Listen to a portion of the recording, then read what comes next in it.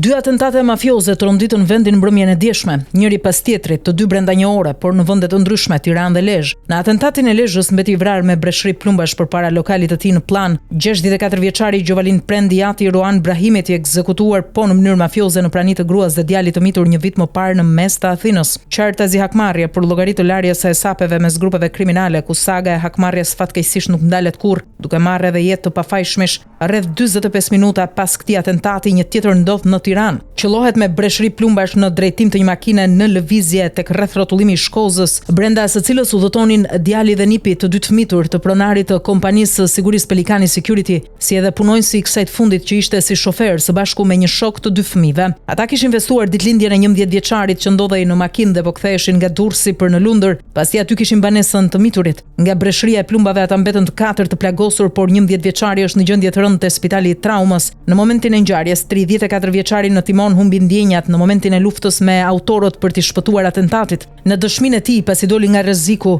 ai tha se nuk ka konflikt me askënd dhe tregoi të gjithë itinerarin, madje ndryshe nga herët e tjera kishte devijuar rrugën për shkak të trafikut. U deshën vetëm pak orë nga këto ngjarje që të ndryshonte rrjedha e hetimeve në mënyrën më tragjike të mundshme. Kjo pasi autorët kishin gatëruar shënjestër dhe 4 plagosurit ishin krejtësisht të pafajshëm. 2 atentatet, ai në Lezhë dhe Tiranë, janë nga e njëjta dorë, ndërsa në Lezhë eliminuan të Atin e Brahimajt 45 minuta më pas do të eliminonin bashkëshorten e tij. Mësohet se autorët po e prisnin këtë të fundit të kthehej nga Lezhë në Tiranë, ku iku pasi u vra vjerri, dhe ironia e fatit keq në kufitet pa besueshmes ishte fakti se shënjestra dhe 4 plagosurit e pafajshëm kishin të njëjtin makinë tip G-klas të zezë dhe targa u ndryshonte me vetëm një gërm, çka bëri që autorët të ngatronin shënjestrën. Një makinë e djegur u gjet në Lundër që dyshohet e autorëve të kësaj masakre. Prej disa vitesh Ruan Brahimi ishte larguar nga Shqipëria për t'u fshehur drejtësisë dhe hakmarrjes së mundshme nga rivalët, ndërsa njësi armik i Ervis Martinajt, por një vit më parë në Athinë ai u ekzekutua.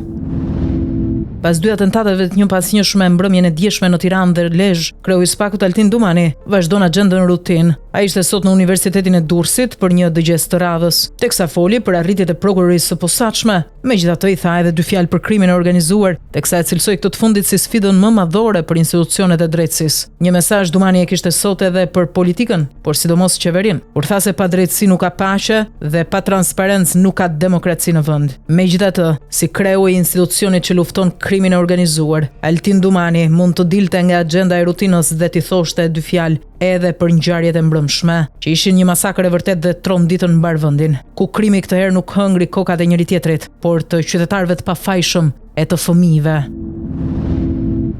Mirë turpjo jo pa asnjë zillok të paktën, apo këto të dyja nuk rrin dot pa njëra tjetrën? E kemi fjalën për kryeministrin Rama, që pas mbrëmjes së djeshme ku trondit mbar vendi nga 2 atentatet njëpasnjëshme, ku po luftojnë me jetën sot në spitale dhe fëmijë, nuk tha asnjë gjysmë fjale, por vazhdoi agjendën rutinë të fushatës elektorale për të kërkuar vota.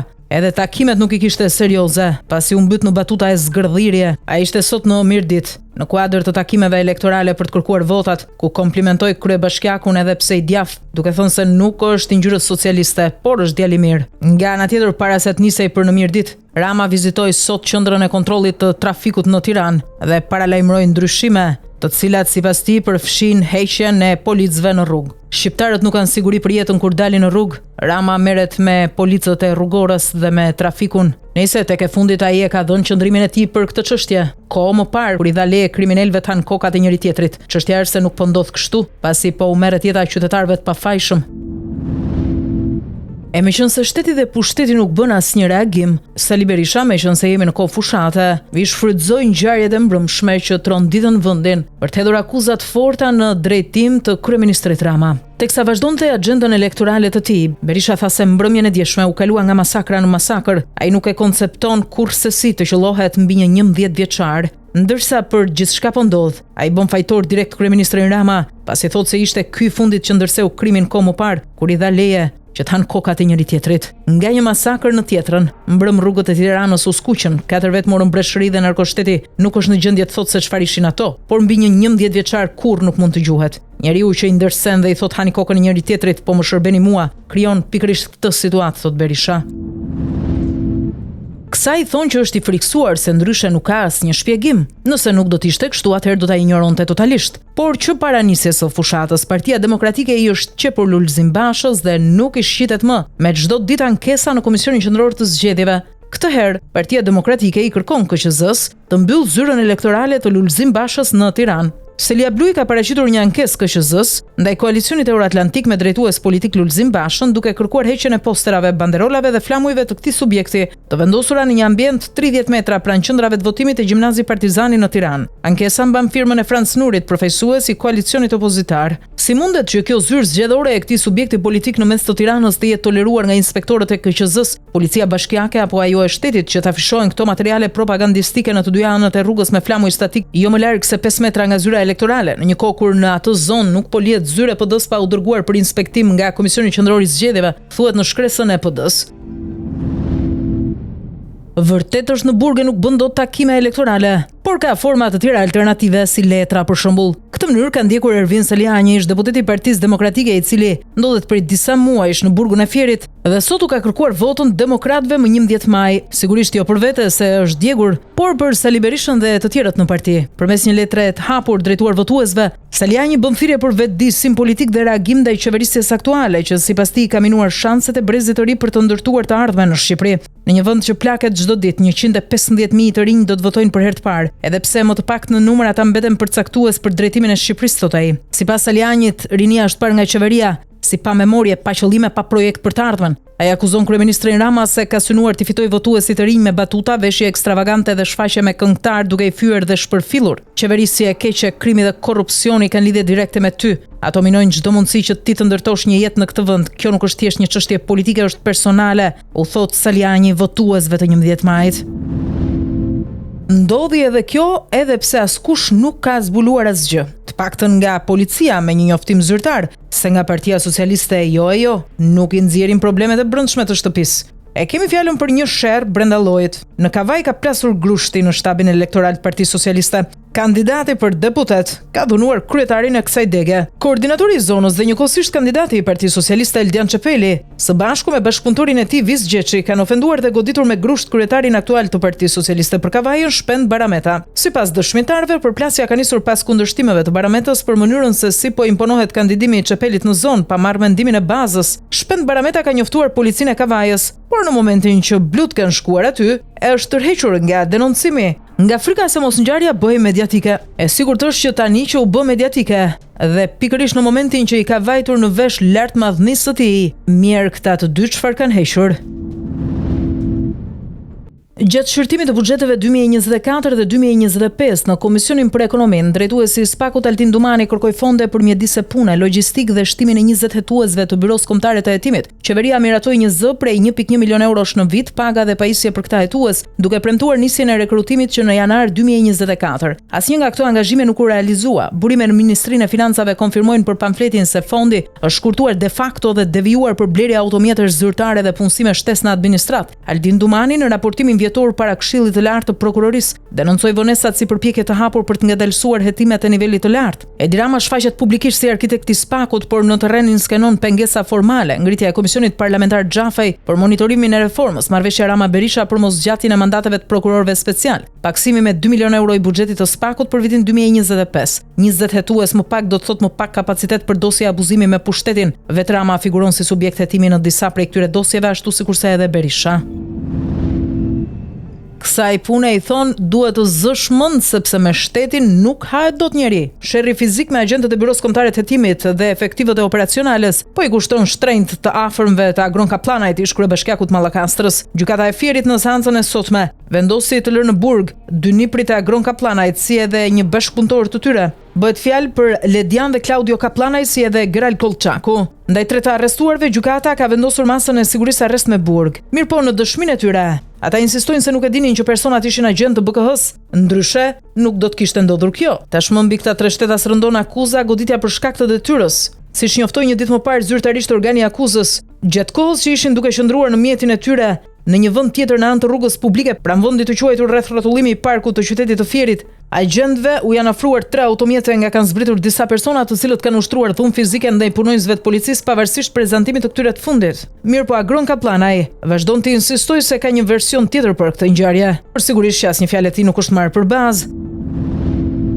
Sikur të mos mjaftonte mishi nga Brazili me salmonel, apo fruta perimet me pesticide, edhe qumshtin kishim mangët. Një investigim i piranjave ka nxjerrë në pa një tjetër skandal. Shqiptarët vazhdojnë të helmohen çdo ditë me produktet që konsumojnë, këtë herë qumshti me aflatoksin. Në reagimin zyrtar AKU e pranon skandalin, duke thënë se ka regjistruar 8 monstra nga janari deri në prill të këtij viti. Alfatoksina është e krijuar nga myku që rritet tek drithrat, misri dhe gruri. Kur lopët ushqehen me foragjeret kontaminuar alfatoksin, sekretohet më pas tek qumshti që prodhojnë. Konsumimi i qumshtit me alfatoksin ka pasoja të rënda në shëndetin e njeriut. Sipas Organizatës Botërore të Shëndetësisë, aflatoksina është kancerogjene e grupit 1, duke rritur rrezikun për problemet në mëlçi njëkohësisht edhe në veshka. Gazetarët investigativ thonë se kanë informacionin se për cilën kompani të madhe bëhet fjalë, por kjo thonë se është detyrim i ministres së bujqësisë Anila Denaj që të bëjë transparencë me publikun.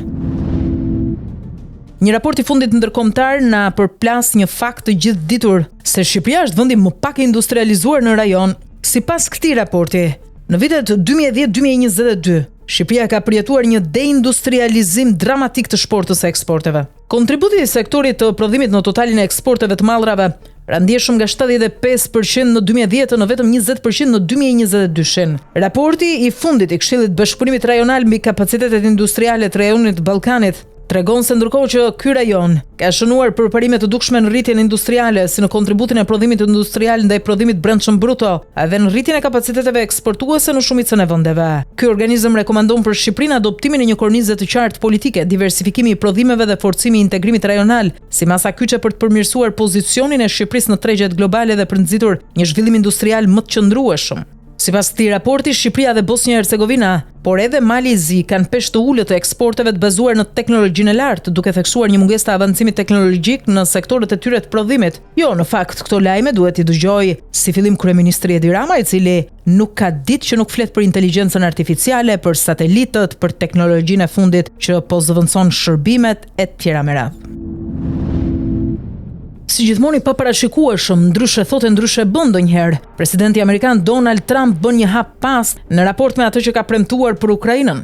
Shtetet e Bashkuara të Amerikës firmosin me Ukrainën memorandumin për nëntokën e Ukrainës. Automatikisht Trump tërhiqet kështu edhe nga lufta me presidentin Zelenski, por nga ana tjetër nga administrata e Trump sot u bë me dije edhe një vendim që mund të merret së shpejti. Ka qenë sekretari i shtetit Marco Rubio, i cili ka paralajmëruar se presidenti Trump do të tërhiqet nga negociatat me Rusinë për paqen në Ukrainë. Sekretari amerikan i shtetit thotë se Washingtoni tashmë do të fokusohet në prioritetet të tjera nëse lufta nuk përfundon së shpejti.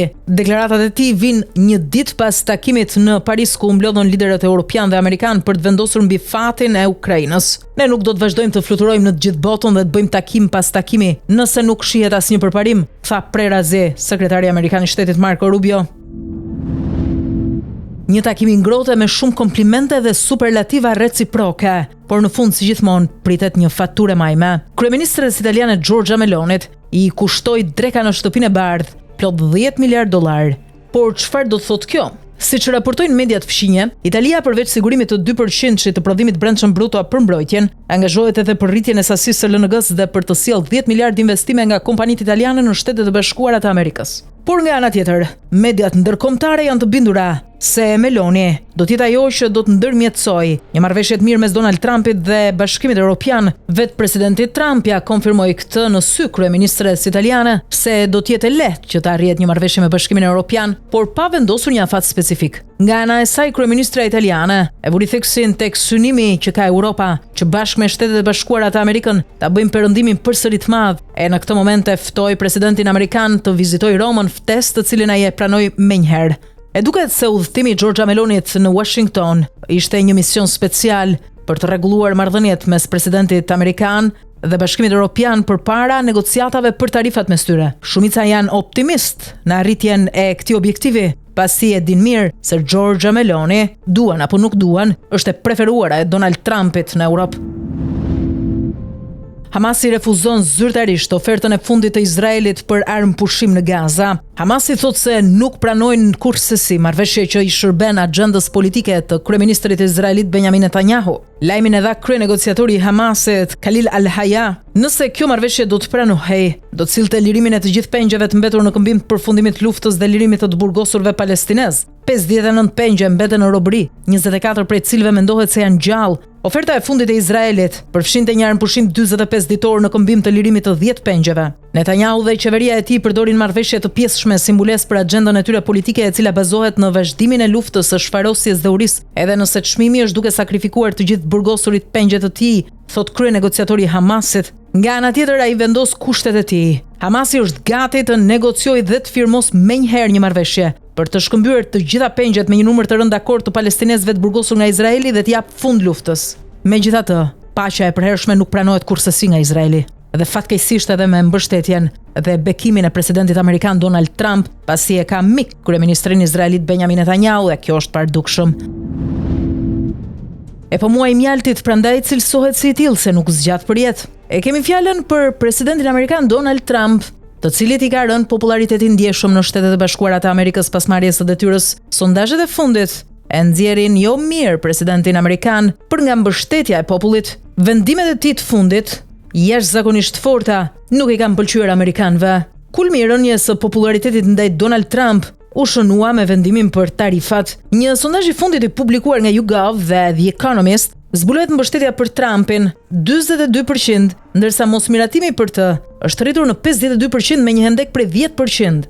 Margji i gabimit në këtë sondazh është 3.4%. Mirë po, për ekspertët, pothuajse çdo president përjeton një rënje të shpejtë të popularitetit ndonjëherë pas marrjes së detyrës. Presidentët rralli përmbushin shpresat e të gjithë njerëzve që ndihmuan në zgjedhjet e tyre edhe sepse ata nuk mund t'japin gjithçka për të gjithë votuesit. Donald Trump po i kënaq mbështetësit që donin që ai të shkundte gjërat në mënyrë dramatike, ndërkohë që ndalet tek votuesit që mendonin se mandati i tij i dytë do të ishte më shumë si mandati i tij i parë, thon ekspertët. Për këtë të fundit, presidentët zakonisht përjetojnë një periudhë muajit mjaltit pas zgjedhjeve, një periudhë vlerësimesh relativisht larta, por ajo priret që të jetë gjithmonë mjaft e shkurtër.